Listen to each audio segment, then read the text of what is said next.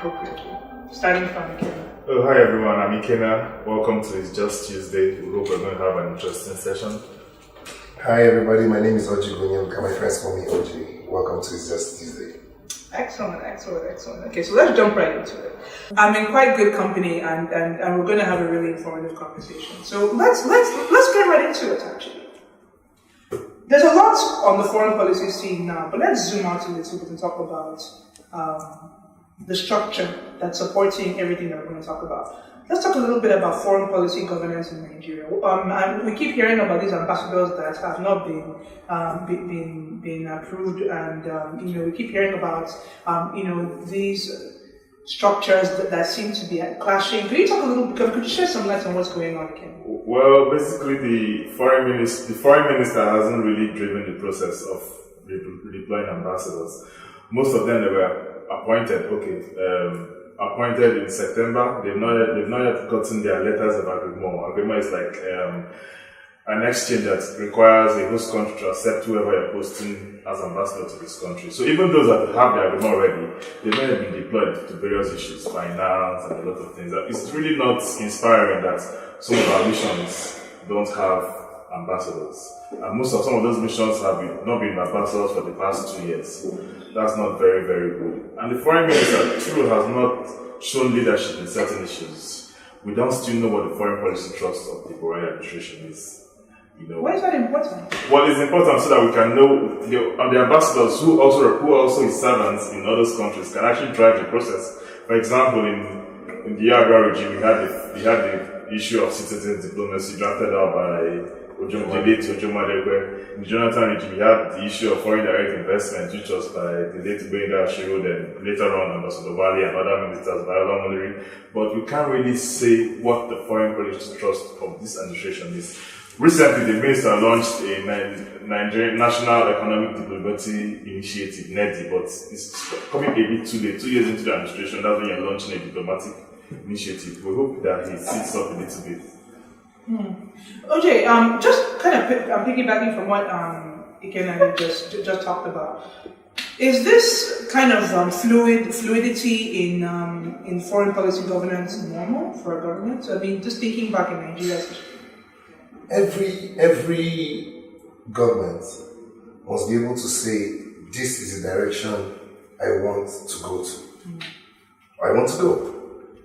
Like he said, the government of Yar'Adua had citizen diplomacy. The government of Jonathan actually had 3. Consular affairs, which was remixed. That's the citizen diplomacy we're talking about. It was improved on. We had visibility. And then we had foreign direct investment. Visibility under President Goodluck Jonathan, Nigeria was able to get at least 30 seats, international positions. Some of them are appointments, some of them are elections. What is the foreign policy trust of this government? It's 2 years, going to 3 years now. We can't find any.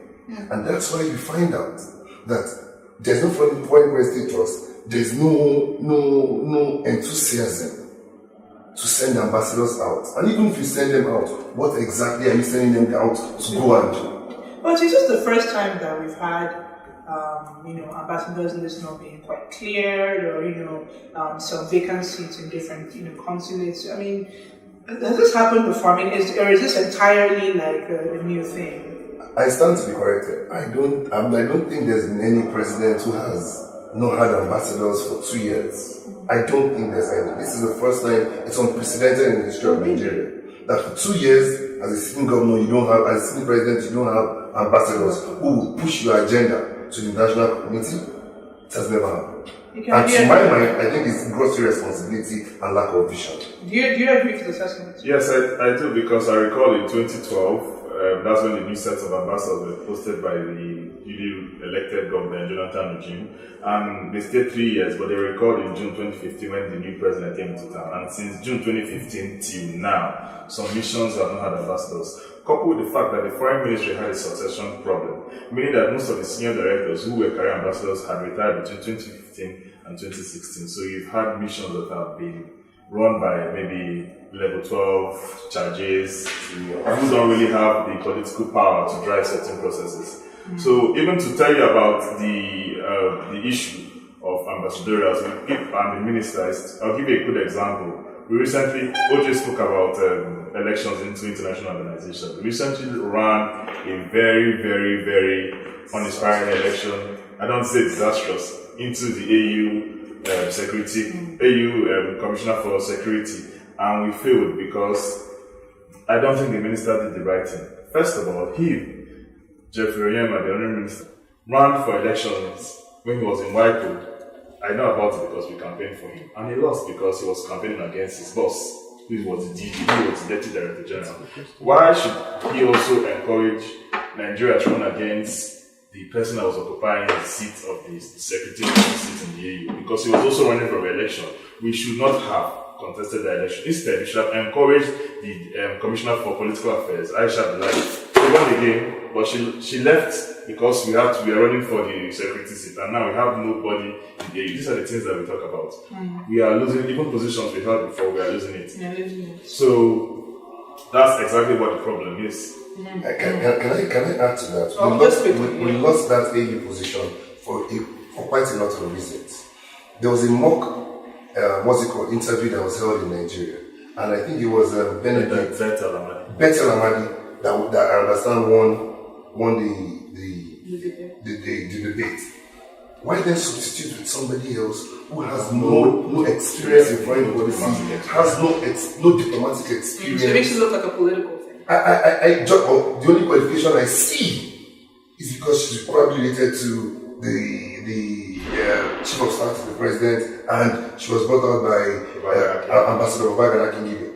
These are the things. If they had brought out somebody like General Martin Luther Agbayi, who is vast in political affairs and peace and security, or you carry ambassador, worked in the AU and in the financial system for a while. You have colleagues you can talk to, you can lobby easily, it will be fluid. And we shouldn't have contested against somebody seeking the election. We should have either retained our Directorate of Political Affairs seat. But I want to say this, and I'm not being political, but it's just a statement of fact. Every time people try to say the president is being tribalistic, I try to say no, give him a chance. He's probably trying to balance things out. But the facts on ground speaks otherwise. Every single appointment, international appointment, has been for northerners, and not just northerners, Fulani Hausa people. Why? If they were competent, it would have been a different issue. We keep throwing up people who are not exactly competent just because they're from your tribe. Okay. So what you're to just kind of sum that up, what you're saying is that we are playing politics with our foreign policy. Playing local politics with our foreign policy. Well, I mean, the issue of foreign policy is still at the prerogative of the president and the prime minister. The prime minister is the chief foreign policy advisor. The president is, of course, the mover. Everything still has its prerogative. Posting of ambassadors, deployment, so he has full discretion. He has full discretion, but I'm saying that there should be a little bit of circumstance. Okay. The prime minister should advise the president, and then look, some of these positions should be reserved for people with a little bit of meat. Exactly. You should hold some of those positions. All right. And that's why you see what happened in Italy. Okay.